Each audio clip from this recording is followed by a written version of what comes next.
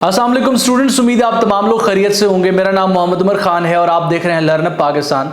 वो तमाम लोग जो अपने आप को SDEO पीरा के लिए प्रिपेयर कर रहे थे, हम आप तमाम लोगों को आपकी तैयारी में असिस्ट करने के लिए लर्नअप पाकिस्तान पे फ़ेज़ 1 के जो लॉ का पेपर है उसके हवाले से डेडिकेटेड एक प्लेलिस्ट अपलोड कर रहे हैं। आप जानते हैं कि SDEO पीरा का जो एग्ज़ाम है वो दो हिस्सों में डिवाइडेड है। फ़ेज़ 1 में आपके दो पेपर्स होने हैं। फ़ेज़ 1 में आपका पेपर 1 और पेपर 3 कंडक्ट होना है। पेपर 1 जनरल नॉलेज का है और पेपर 3 लॉ का है।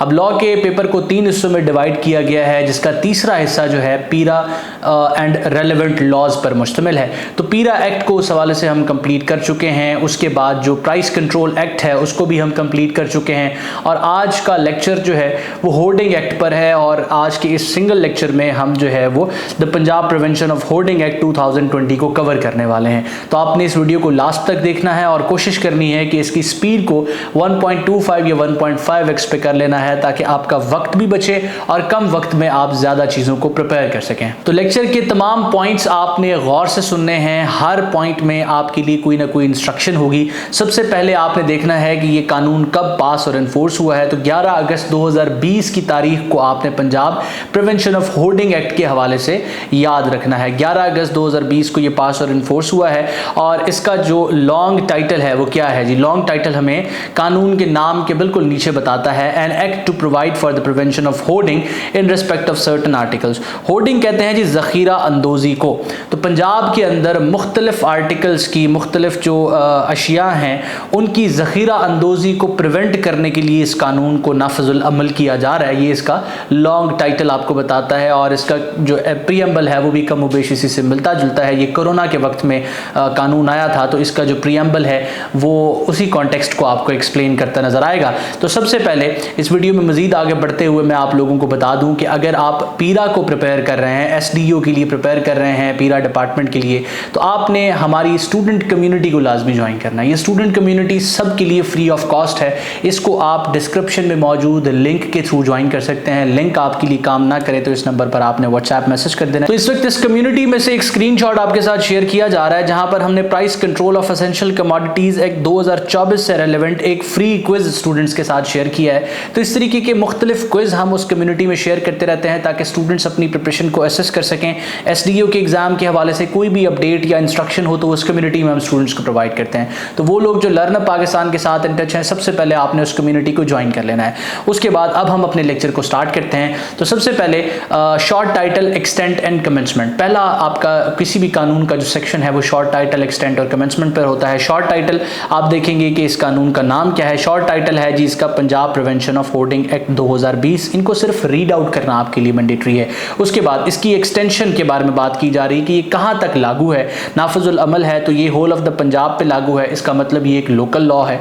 It shall come into force at once. तो इसकी तमाम की तमाम प्रोविजंस जो है वो एक ही वक्त में लागू हो गई हैं। उसके बाद सेक्शन 2 की तरफ हम चलते हैं, जो हमें डेफिनेशंस के हवाले से बताता है। जितने भी लॉज मैंने आपको पढ़ाए हैं, मैं हमेशा आपको बताता हूं कि जो डेफिनेशन क्लॉज है उसका मतलब ये है कि ये जो वर्ड्स हम पढ़ने वाले हैं, आर्टिकल, कोड, डीलर, ये पूरे एक्ट में जहां पर भी यूज होंगे तो इनका स्पेसिफिक पर्पस या मीनिंग इनका यही होगा जो इसके डेफिनेशन क्लॉज में बताया गया है। हमने इस सारे एक्ट को जो है वो सेक्शन वाइज पढ़ना है और जितने भी प्रीवियस हमने लॉज पढ़े हैं वो सारे सेक्शन वाइज ही पढ़े हैं। तमाम चीज़ों को हमने पढ़ा है, कोई चीज़ स्किप नहीं की, क्योंकि ये छोटे लॉज हैं और ये इंपॉर्टेंट लॉज हैं। तो आपके लिए क्या चीज़ याद रखना ज़रूरी है, स्टूडेंट्स इस हवाले से भी कंफ्यूज होते हैं। कुछ स्टूडेंट्स कहते हैं कि क्या सारी प्रोविजन हमें रटी होनी चाहिए, क्या सारी प्रोविजन के अंदर जितने भी वर्ड्स या कंडीशंस बताई गई हैं वो हमें याद होनी चाहिए? नहीं, आपको क्रक्स पता होना चाहिए। और क्रक्स पता होने के लिए अगर आप इन लेक्चर्स को ही 2x पे 1-2 बार सुन लेते हैं तो सारा क्रक्स आपको बासानी पता चल जाएगा। सो डेफिनेशन क्लॉज की तरफ हम जाते हैं। वो बताता है आर्टिकल से क्या मुराद है।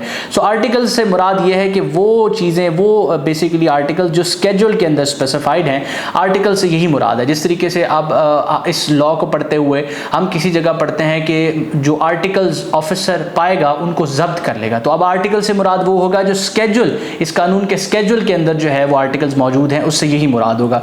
कोड से क्या मुराद होगा? कोड से मुराद होगा जी code of criminal procedure 1898। Dealer से क्या मुराद होगा? अब ये इंपॉर्टेंट डेफिनेशन है। Dealer mean any person, trader, partnership firm, whether registered और अनरजिस्टर्ड। ट्रेडर से मुराद है, डीलर से मुराद है कोई भी ट्रेडर या पार्टनरशिप फर्म, चाहे वो रजिस्टर्ड है या फिर अनरजिस्टर्ड है, या कोई भी एसोसिएशन या एसोसिएशन जो है ना वो बॉडी ऑफ पर्संस की भी हो सकती है, या इंडिविजुअल्स की भी हो सकती है, या वो एक कंपनी भी हो सकती है, या उसके एजेंट्स भी हो सकते हैं जो कि उसका जो डे टू डे बिजनेस है वो परफॉर्म कर रहे हैं, चाहे वो परचेज के हवाले से है, सेल के हवाले से है, स्टॉक करने के हवाले से, किसी भी आर्टिकल की, और इसके अंदर शामिल हैं उस प्रोडक्ट का या आर्टिकल का मैन्युफैक्चरर, उसका प्रोड्यूसर, उसको पैक करने वाला, उसको इंपोर्ट करने वाला, उसको एक्सपोर्ट करने वाला, उसको होल सेल करने वाला, या फिर उसको रिटेल करने वाला। तो ये तमाम लोग डीलर की डेफिनेशन में आते हैं। उसके बाद गवर्नमेंट का वर्ड जहां पर भी इस एक्ट में यूज होगा उससे मुराद है गवर्नमेंट ऑफ पंजाब। उसके बाद होर्डिंग या होर्ड। अब होर्डिंग या होर्ड से क्या मुराद है? सो होर्डिंग और होर्ड मींस स्टॉकिंग और storing anything in excess of the maximum quantity of the articles allowed. अब इसके लिए सिर्फ इतनी चीज आपकी याद रखना जरूरी है कि होर्डिंग का मतलब यह है कि किसी भी आर्टिकल की या प्रोडक्ट की एक मैक्सिमम लिमिट जो अलाउड है उससे ज्यादा अगर आप स्टोर कर लेते हैं तो ये होर्डिंग के डेफिनेशन में आ जाएगा। या उससे मुराद ये भी है कि अगर फॉर एग्जांपल कहीं किसी आर्टिकल की प्रोडक्ट की क्वांटिटी को स्पेसिफाई नहीं किया गया तो इसमें जो है पॉइंट 2 में ये बताया जाता है कि होर्डिंग फिर उस वक्त होगी कि जब आपने एक आर्टिकल को अपने पास स्टोर कर लिया, आपके पास परचेजर तो मौजूद है, यानी कि खरीदार तो मौजूद है, मार्केट में उसकी डिमांड भी मौजूद है, लेकिन आप फरोख्त नहीं कर रहे, तो अब आप होर्डिंग के डेफिनेशन में वो आर्टिकल आ जाएगा कि आपने उस आर्टिकल की जखीरा अंदोजी की हुई है।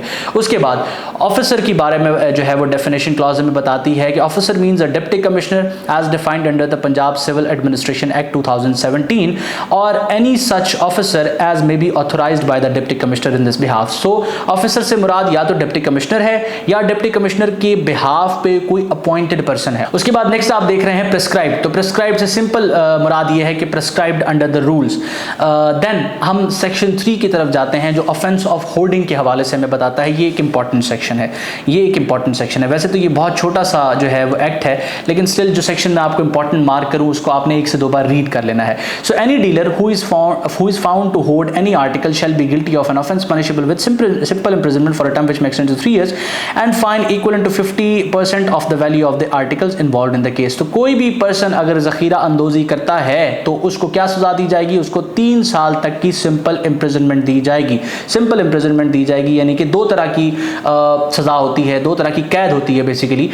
उसमें एक तो रिगरस इम्प्रिजनमेंट होती है जो कैद बामुशक्कत होती है, और दूसरी सिंपल इम्प्रिजनमेंट होती है। तो उसको सिंपल इम्प्रिजनमेंट दी जाएगी जो 3 साल तक की हो सकती है, या उसको फाइन किया जाएगा, और फाइन जो है जितने भी कॉन्फिस्केटेड आर्टिकल्स हैं, जितने आर्टिकल्स कब्जे में लिए जाएंगे, सील किए जाएंगे, उसका 50% जो है उसकी मालियत का 50% जो है वो उसको जुर्माना किया जा सकता है। अब वैल्यू जो है उन आर्टिकल्स की कैसे डिटरमिन होगी?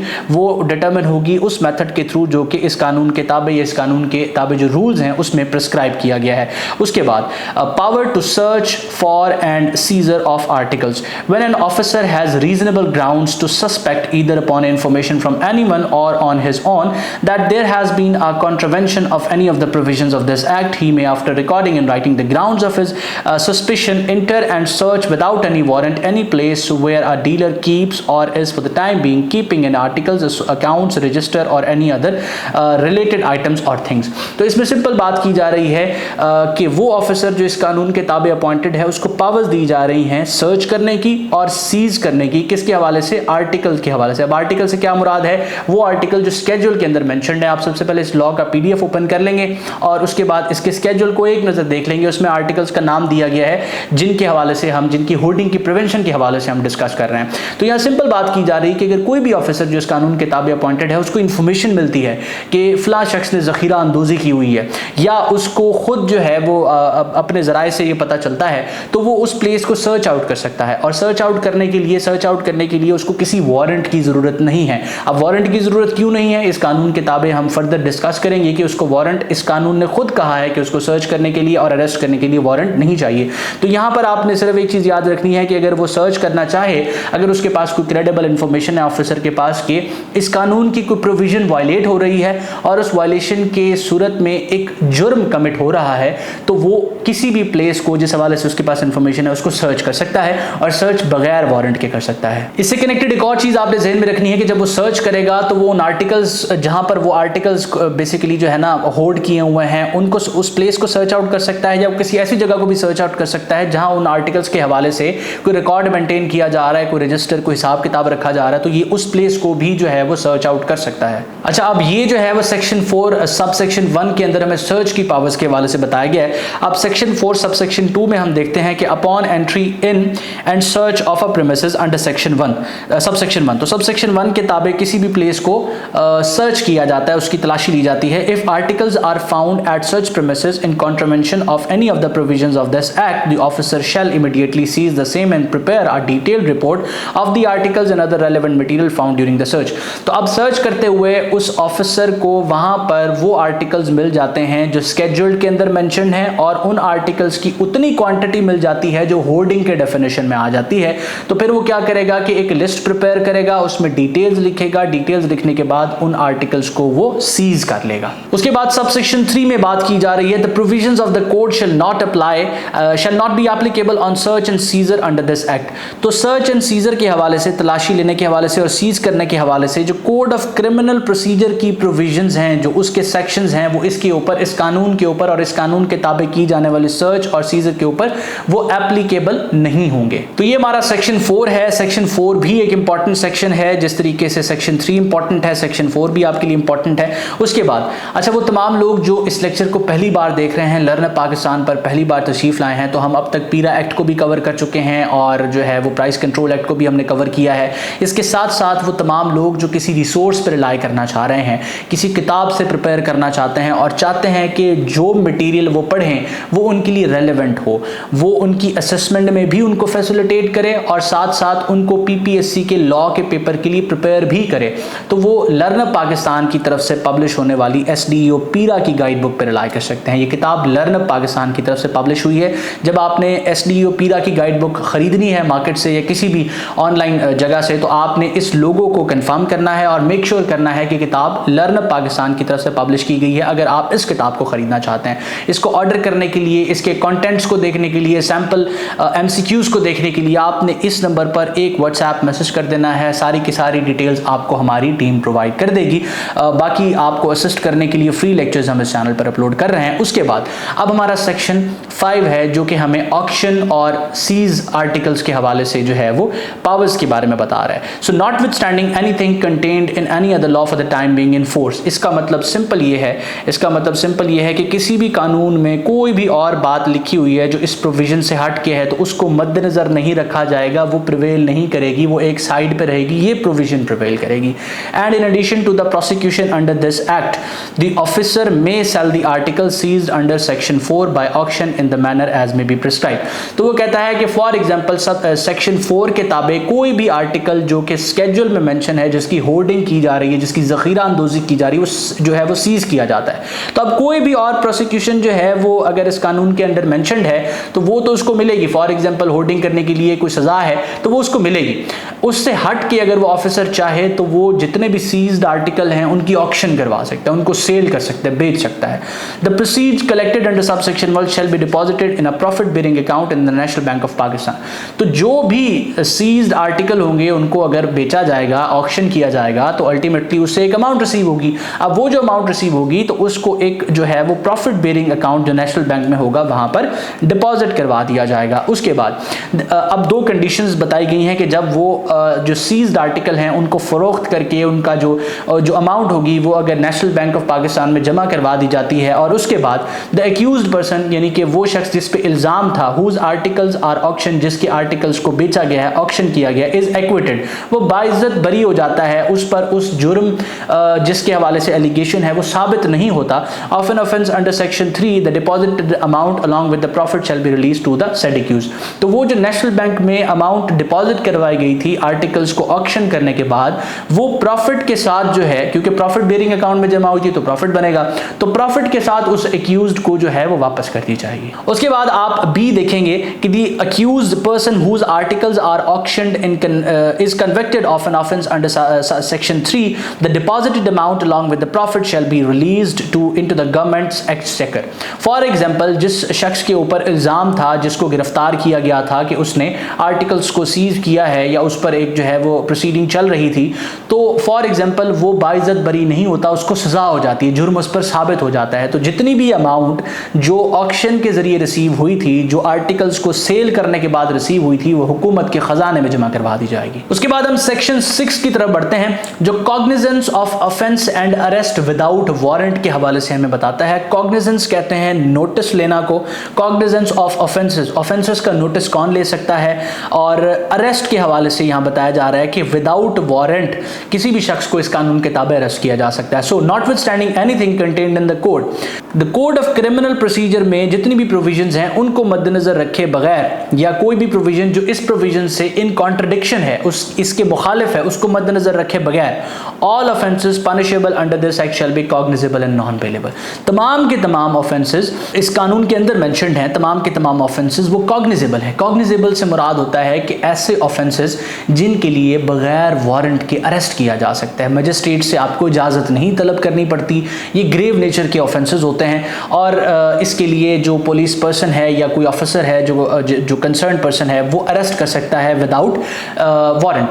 तो ये तमाम के तमाम ऑफेंसेस जो इस कानून के अंडर मेंशन्ड हैं, जो आपके होर्डिंग एक्ट के अंदर 2020 के अंदर मेंशन्ड हैं, वो कॉग्निजेबल हैं और वो सारे के सारे नॉन बेलेबल हैं। नॉन बेलेबल से मतलब ये ऐसा नहीं कि उसके अंदर बेल आपको कभी भी नहीं मिलेगी, लेकिन bail as a right claim नहीं की जा सकती। कोर्ट की डिस्क्रिप्शन है कि वो बेल देना चाहे तो वो दे दे, लेकिन एज अ राइट आप क्लेम नहीं कर सकते क्योंकि ग्रेव नेचर का ऑफेंस है। अब ये चीज़ आपने एमसीक्यूज के लिए लाजमी याद करनी है, क्योंकि जो एमसीक्यूज बनने हैं वो इसी तरीके से बनने हैं। बाकी प्रोविजंस हम अंडरस्टैंडिंग के लिए पढ़ रहे हैं ताकि अगर उसमें से कुछ पूछ लिया जाए तो हमें पता जरूर हो। तो अब आपने क्या चीज़ प्रिपेयर करनी है कि तमाम के तमाम ऑफेंसेस जो होर्डिंग एक्ट 2020 के अंदर मेंशन्ड हैं वो कॉग्निजेबल हैं, उनके लिए अरेस्ट करने के लिए मजिस्ट्रेट से वारंट नहीं लेना पड़ता, और दूसरा कि वो नॉन बेलेबल हैं, यानी कि उसमें bail as a right claim नहीं की जा सकती। उसके बाद the special magistrate under section 8 shall take cognizance of an offence under this act upon written information by an officer. तो कॉग्निजेंस लेने के लिए किसी भी ऑफेंस की मजिस्ट्रेट का section 8 of code of criminal procedure के अंडर जो है वो अपॉइंट होना जरूरी है, यानी कि वो मजिस्ट्रेट जो स्पेशल मजिस्ट्रेट की डेफिनेशन में आते हैं, जो कि अपॉइंटेड हैं सेक्शन 8 के अंदर, वही इसकी कॉग्निजेंस ले सकते हैं, वही इन मैटर्स को सुन सकते हैं। और ये कॉग्निजेंस कब लेंगे? जब उनको इंफॉर्मेशन रिसीव होगी किसी भी ऑफिसर की तरफ से। So an officer may arrest any person without warrant against whom there is a credible information that he has committed an offense under this act। तो इसमें वही बात की गई है जो ऊपर हमने डिस्कस की है कि कोई भी ऑफिसर जो इस कानून के ताबे अपॉइंटेड है, उसके पास अगर इन्फॉर्मेशन मौजूद है तो वो बगैर किसी वारंट के जिस पर्सन के खिलाफ क्रेडिबल इन्फॉर्मेशन है उसको अरेस्ट कर सकता है। उसके बाद सेक्शन 7 आप देख रहे हैं, इसमें बहुत सी चीजें हमारा जो प्राइस कंट्रोल एक्ट है उससे भी मिलती जुलती हैं। So section 7 is about offences by corporations etcetera.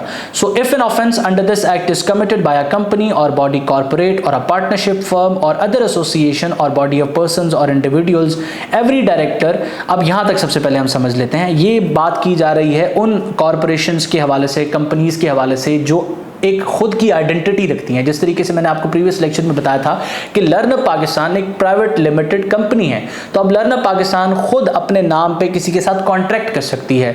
वो किसी के ऊपर अगर दावा दायर करना चाहे, सूट फाइल करना चाहे तो वो भी कर सकती है, क्योंकि ये एक जो है वो रजिस्टर्ड एंटिटी है। और अगर कोई रजिस्टर्ड एंटिटी जो है उसके ऊपर कोई इल्ज़ाम लगता है तो फिर क्रिमिनल प्रोसीडिंग उसके खिलाफ कैसे जो है इस कानून के ताबे चलेंगी। फॉर एग्जाम्पल, एक कोई कॉरपोरेशन है और उसने ज़ख़ीरा अंदोज़ी की हुई है उस कॉरपोरेशन के नाम पे, उस कॉरपोरेशन के मुख्तलिफ मैनेजर्स हैं, डायरेक्टर्स हैं, पार्टनर्स हैं, तो क्या होगा? तो अब यहाँ से उसके हवाले से आगे बात की जा रही है कि every director, partner, manager, secretary, member और other officers, the principal, primary और बेनिफिशियल ऑनर और agents thereof shall unless he prove that the contravention took place without his knowledge और that he exercised all his due diligence to prevent such contravention be deemed to guilty of such contravention and shall be liable to the punishment punishment under this act. तो वो तमाम के तमाम partners, managers, agents जो है, अगर for example कोई corporation, कोई रजिस्टर्ड एंटिटी कोई क्राइम कमिट करती है, ये क्राइम से मुराद कोई ऑफेंस कमिट करती है जो इस कानून के ताबे एक ऑफेंस है, तो उसके तमाम मैनेजर्स और उसके एजेंट्स और उसके जो ऑफिसर्स होंगे, जो उसको चला रहे होंगे, जो डिसीजन मेकर्स होंगे, उनके खिलाफ प्रोसीडिंग इनिशिएट की जा सकती है इस कानून के ताबे, अनलेस एंड अनटिल कि वो आके अपने आप को प्रूव करें कि ये जो इस कानून की वायलेशन हुई है उसमें उनका कोई अमल दखल नहीं है, उन्होंने अपनी तरफ से पूरी कोशिश की थी कि वायलेशन ना हो, तब वो बरी जिम्मा हो सकते हैं। वरना इस ये चीज़ के, क्योंकि जो ऑफेंस है वो बेसिकली एक रजिस्टर्ड एंटिटी ने किया है, लिहाजा सिर्फ रजिस्टर्ड एंटिटी के नाम पे प्रोसीडिंग होगी, ऐसा नहीं हो सकता। ये जो सजा है डेफिनेटली आप किसी रजिस्टर्ड एंटिटी को नहीं दे सकते ना, आप फाइन तो उसको कर सकते हैं। तो वो तमाम लोग जो उसके मैनेजिंग डायरेक्टर्स हैं, उसके ऑनर्स हैं, उसके पार्टनर्स हैं, उसको मैनेज करने वाले ऑफिसर्स हैं, उनके खिलाफ इस कानून के ताबे प्रोसीडिंग इनिशिएट हो सकती है। उसके बाद सेक्शन 8 को हम देखते हैं, जिसमें पावर टू ट्राई ऑफेंस समरली के हवाले से बताया जा रहा है कि notwithstanding anything contained in section 260 of the code, offenses punishable under this act shall be tried by a special magistrate appointed under section 14A of the code in a summary manner as provided under section 262 to 265 of the code। तो अब इसमें simple ये चीज़ तो आपने देखनी है कि notwithstanding anything contained का मतलब होता है कि कोई भी बात अगर कोड ऑफ क्रिमिनल प्रोसीजर में लिखी हुई है, यहाँ सेक्शन स्पेसिफाई कर दिया है, उसको मद्देनजर नहीं रखा जाएगा, इस प्रोविजन को मद्देनजर रखा जाएगा। तमाम के तमाम ऑफेंसेस जो इस कानून के ताबे हैं उनका ट्रायल किसकी तरफ से चलाया जा सकता है, तो ट्रायल स्पेशल मजिस्ट्रेट की तरफ से चलाया जाएगा जो सेक्शन 14A के ताबे अपॉइंटेड होगा। दो चीजें यहां पर याद रखने वाली हैं, इस कानून के ताबे जो ऑफेंसेस हैं उनकी कॉग्निजेंस कौन ले सकता है, special magistrate appointed under section 8 of the code. उसके बाद कौन सा जो है ना मजिस्ट्रेट है जो बेसिकली ट्रायल कंडक्ट कर सकता है, special magistrate appointed under section 14A of the code. उसके बाद सबसे इंपॉर्टेंट चीज जो आपके लिए याद करना जरूरी है कि इसका ट्रायल जो है वो समरी मैनर में चलाया जाएगा। दो तरीके से ट्रायल होते हैं, जो ब्रीफ नेचर का ट्रायल होता है जिसमें जो है ना जो प्रोसेस है वो स्पीडी कंप्लीट किया जाता है, उसको हम समरी ट्रायल कहते हैं। सो समरी मैनर में इसका ट्रायल चलाया जाएगा और जो ट्रायल है उसको 30 दिन के अंदर जो है वो कंप्लीट किया जाएगा। तो ये दो चीजें आपके लिए इंपॉर्टेंट है कि ट्रायल समरी नेचर का होगा और ट्रायल को 30 दिन में कंप्लीट करना होगा। उसके बाद सेक्शन 9 में अपील के हवाले से बात की जाती है कि a person aggrieved bye an offence of conviction and sentence under this act may file an appeal before a district and session judge of the concerned district within 30 days of the said order। तो कोई भी person जिसको convict किया गया है, जिसको fine किया गया है इस कानून के ताबे, अगर वो समझता है कि जिस ऑर्डर के ताबे उसको कन्विक्ट किया गया, उसको फाइन किया गया है वो गलत है, तो वो 30 दिन के अंदर डिस्ट्रिक्ट एंड सेशन जज के पास जो है वो अपनी अपील फाइल कर सकता है। उसके बाद बात की जा रही है कि जो अपील है उसको 30 दिन के अंदर अंदर जो है वो उसको डिसाइड करना है, उसको डिस्पोज ऑफ करना है। 30 दिन के अंदर जो अपील फाइल की जाएगी उसको फर्दर फिर जो है with in 30 days dispose of करना डिस्ट्रिक्ट एंड सेशन जज की तरफ से जरूरी है। सेक्शन 10 की तरफ हम बढ़ते हैं जिसमें रिवॉर्ड फॉर इन्फॉर्मर्स की बात की जा रही है। जिस तरीके से हमने पीरा में देखा था, पीरा एक्ट जब हमने पढ़ा था वहां पर विसल ब्लोअर था जो इन्फॉर्मेशन देता था, इसी तरीके से जो होर्डिंग एक्ट है वहां पर इन्फॉर्मर्स जो हैं जो होर्डिंग के हवाले से इन्फॉर्मेशन देते हैं, जखीरा अंदोजी के हवाले से इन्फॉर्मेशन देते हैं, उनके लिए भी रिवॉर्ड रखा गया। So any person who provides an information to an officer with regard to an act of hoarding which results in conviction and release of funds into the government exchequer shall be entitled to an award equivalent to 10% of the amount released to government exchequer in such manner as may be prescribed। तो कोई भी शख्स अगर information देता है जो है वो गवर्नमेंट को और उस इन्फॉर्मेशन के बाद एक प्रोसीडिंग इनिशिएट की जाती है और उसके नतीजे में जो है जिस शख्स को गिरफ्तार किया जाता है उसको सजा हो जाती है और साथ साथ जो आर्टिकल्स कॉन्फिस्केट किए गए थे, जिनको सीज किया गया था, वो सीज आर्टिकल ऑक्शन के बाद जो है हुकूमत के खजाने में पैसे जमा हो जाते हैं। क्योंकि हमने सेक्शन 3 में ये चीजें डिस्कस की थी, सेक्शन 4 में, कि जब भी कोई पर्सन गिरफ्तार किया जाएगा और उसके आर्टिकल्स को ऑक्शन कर दिया जाएगा और पैसे जो है वो नेशनल बैंक के प्रॉफिट बेयरिंग अकाउंट में रख दिए जाएंगे और उस शख्स को सजा हो जाएगी, वो कन्विक्टेड हो जाएगा, तो वो जो पैसे हैं हुकूमती खजाने में चले जाएंगे। तो अगर ऐसा होता है किसी इंफॉर्मेशन रिसीव होने के बाद जो प्रोसीडिंग इनिशिएट होती है उस सूरत में हुकूमत के खजाने में पैसे चले जाते हैं तो उन पैसों का 10% हिस्सा जो इन्फॉर्मर है उसको दिया जाएगा। उसके बाद सेक्शन 11 आप देख रहे हैं, इंफॉर्मेशन एंड डिक्लेरेशंस के हवाले से बात की जा रही है कि every dealer must provide information about production, stock, sale, purchase, import और export sort of goods when required in writing. तो कोई भी डीलर जो है उससे अगर इंफॉर्मेशन मांगी जाएगी इन राइटिंग कि वो अपनी प्रोडक्शन के हवाले से, स्टॉक के हवाले से, परचेज के हवाले से, सेल के हवाले से, इंपोर्ट के हवाले से, एक्सपोर्ट के हवाले से बताए, तो ये बताना उसकी जिम्मेदारी है। Officer can also ask owners और manager of storage places to declare the stock with details like quantity, value, invoices in sale. तो वो ऑनर्स से या मैनेजर्स से स्टॉक के हवाले से मजीद डिटेल्स मांग सकते हैं, जैसे कि उसकी स्टोरेज प्लेस कहाँ पर है, उसकी क्वांटिटी कितनी है, वैल्यू कितनी है, उसकी इनवॉइसेस वगैरह के बारे में जो है वो डिटेल्स मांगी जा सकती हैं ऑफिसर्स की तरफ से। They may verify the stock in documents any time and require the details of suppliers and buyers involved in the transaction. For example किसी भी ऑनर या मैनेजर से इंफॉर्मेशन ली जाती है तो बताते हैं कि ये माल हमारे पास इतना मौजूद है, यहाँ से हमने खरीदा है और इसको हम बेचने वाले हैं, तो ये जहाँ से खरीदा गया है और जिसको बेचने वाले हैं, इस इंफॉर्मेशन की वेरिफिकेशन भी वो ऑफिसर्स जो है वो कर सकते हैं। उसके बाद सेक्शन 12 आप देख सकते हैं कि offences in respect of false reporting and failure to disclose information. सो अगर आपसे कोई रिपोर्ट मांगी जाए, आप उस हवाले से फॉल्स रिपोर्ट दें, या कोई डिस्क्लोजर मांगा जाए यानी कि आपसे इंफॉर्मेशन मांगी जाए कि आप डिस्क्लोज करें डिटेल्स और आप वो डिटेल्स देने में नाकाम हो जाएं, तो उस हवाले से जो है वो जो ऑफेंसेस होंगे उसकी बात की जा रही है सेक्शन 12 में। So any dealer or owner of a godown or a storage place on their or their management or agent who fails to provide information or give fake or false information with regard to any of the item or detailed under section 11 or provides information of contracts, agreements or arrangement found to be fake or false or otherwise found to be involved in speculative dealings or the market manipulation, creating artificial, false or misleading appearance with respect to the price of or market of the articles, shall be guilty of an offence punishable with simple imprisonment up to 3 years and fine up to 1 million rupees। So इसमें simple ये बात की जा रही है कि section 11 में जिस तरीके से कोई भी ऑफिसर जो इस कानून के ताबे अपॉइंट किया गया है, वो जब इंफॉर्मेशन मांगता था किसी भी एजेंट से, मैनेजर से, ऑनर से, किसी गोडाउन या किसी कॉर्पोरेशन के, तो उन्होंने उसको इंफॉर्मेशन प्रोवाइड करनी होती थी। अब फॉर एग्जांपल जो डिप्टी कमिश्नर है, ऑफिसर की डेफिनेशन में आता है, वो आके आपसे इंफॉर्मेशन मांगता है या उसका अपॉइंटेड पर्सन आके आपसे जो है वो इंफॉर्मेशन मांगता है कि एक मखसूस आर्टिकल का कितना स्टॉक आपके पास मौजूद है, आपने कहां से खरीदा है और उसको कहां पर आपने स्टोर किया हुआ है, इसकी डिटेल्स प्रोवाइड करें। तो या अगर आप उसको गलत इंफॉर्मेशन, गलत डिटेल्स देते हैं या आप डिटेल्स प्रोवाइड ही नहीं करते, तो दोनों सूरतों में सेक्शन 12 के ताबे आपने एक ऑफेंस कमिट किया है, जिसकी सजा 3 साल तक कैद, सिंपल इंप्रिजनमेंट आपको दी जाएगी 3 साल तक की, और 10 लाख रुपए तक का जुर्माना आपको किया जा सकता है। उसके बाद सेक्शन 13 आप अपनी स्क्रीन पर देख सकते हैं कि protection of action taken under the act, no suit, prosecution और other legal proceeding shall lie against any person for anything done in good faith under this act. सो कोई भी ऑफिसर इस कानून के ताबे गुड फेथ में अगर कोई अपनी ड्यूटीज परफॉर्म करते हुए कोई काम करता है और उसके नतीजे में उससे कोई मिस्टेक हो जाती है या किसी का नुकसान हो जाता है, तो उसके खिलाफ किसी किस्म की प्रोसिक्यूशन जो है वो आप इनिशिएट नहीं कर सकते, उसके खिलाफ सूट फाइल आप नहीं कर सकते, except as provided in this act, no suit और other legal proceeding shall lie to challenge any proceeding under this act और ऑन एनी अदर ग्राउंड। सो इसमें सिंपल बात की गई है सब सेक्शन 2 में कि इस कानून के ताबे जो प्रोसीजर बताया गया है उसके अलावा आप किसी भी ऑफिसर के ऑर्डर को चैलेंज नहीं कर सकते, इस कानून के ताबे जो प्रोसीडिंग होगी उसको चैलेंज नहीं कर सकते।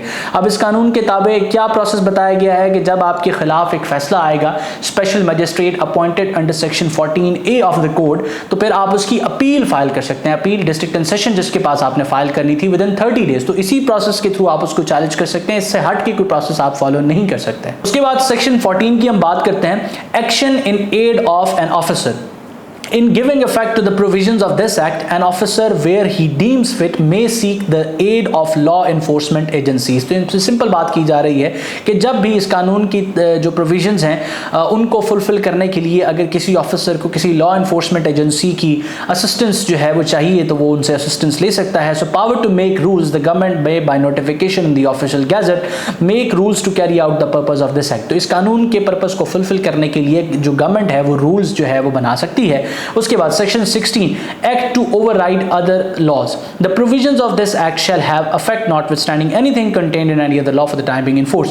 तो इस कानून से हट के इस कानून के पर्पस के हवाले से अगर कोई प्रोविजंस एग्जिस्ट करती हैं तो वो सारी की सारी जो है उनके ऊपर एक ओवरराइडिंग इफेक्ट इस कानून के अंदर मौजूद है। फॉर एग्जांपल होर्डिंग के हवाले से, ज़ख़ीरा अंदोज़ी के हवाले से किसी और कानून में कोई प्रोविजन एग्जिस्ट करती है तो वो जो है वो प्रिवेल नहीं करेगी, ये कानून उस प्रोविजन के ऊपर प्रिवेल कर जाएगा। उसके बाद पावर टू अमेंड स्केड्यूल। अब स्केड्यूल में जो है वो उन आर्टिकल्स का तज़किरा किया गया है जिनकी होर्डिंग के हवाले से गवर्नमेंट ने ये कानून बनाया है। So the government may by notification in the official gazette amend the schedule so as to add और omit from it any entry. So अगर कोई भी आर्टिकल जो उस स्केड्यूल के अंदर मौजूद है, कोई भी अशिया का नाम वहां पर मौजूद है, अगर उसमें कोई मजीद एडिशन करना चाहे गवर्नमेंट तो अमेंडमेंट के थ्रू कर सकती है, कोई रिमूवल करना चाहे तो अमेंडमेंट के थ्रू कर सकती है। उसके बाद सेक्शन 18 में बात की जा रही है रिपील।